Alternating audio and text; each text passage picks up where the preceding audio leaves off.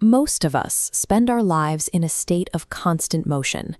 We measure our progress in output and accumulation, operating under the assumption that if we just move fast enough, we will eventually reach a point of rest. But one nation decided to stop participating in that race. They looked at the global obsession with economic growth and chose to prioritize a different outcome for their citizens.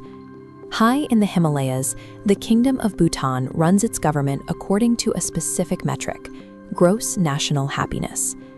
To see how this philosophy actually works, we have to look at the practical rules they've set for a human life, following a single citizen from their first day to their last. What we find is a society where contentment is treated as a systemic objective rather than a lucky accident. By observing how Bhutan structures these decades, we can see how a different set of national priorities changes the daily experience of being alive. A Bhutanese infant isn't born into a family name. Parents wait for an auspicious day to take their child to a temple, where a monk grants a gender-neutral name based on nature or virtues, like Tashi, meaning luck, or Dorji for diamond. From that point, the state manages the primary anxieties of survival. Education and healthcare are entirely free for every citizen, regardless of their background, removing the financial pressure that defines the early years of life in most other countries. For many boys, life takes a turn toward the monastic by age 7. They wake up at 4:30 in the morning to study philosophy and perform manual labor, trading the comforts of home for a life of strict discipline. In adulthood, the focus remains on the collective.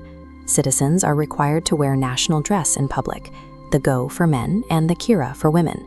This creates a visual baseline of equality, where individual status isn't advertised through clothing. This sense of balance extends to the home. Bhutan is a matriarchal society, where women hold a high status, often inheriting land and property, while men typically handle domestic responsibilities like cooking and mending clothes. In the rugged Northwest, marriage traditions were built on geographical survival. Polyandry, where one woman marries multiple brothers, helped keep family land from being divided. Even the fourth king followed a tradition of multiple marriages, marrying 4 sisters. But as modern education has become the standard, these customs have shifted. The current king has moved the country toward monogamy, declaring his devotion to a single queen. When personal names don't signal lineage, and the state manages the basics of survival, the drivers of individual competition are weakened. These policies shift the focus from the expansion of the self to the stability of the community. Most Bhutanese people live in rural areas as self-sufficient farmers.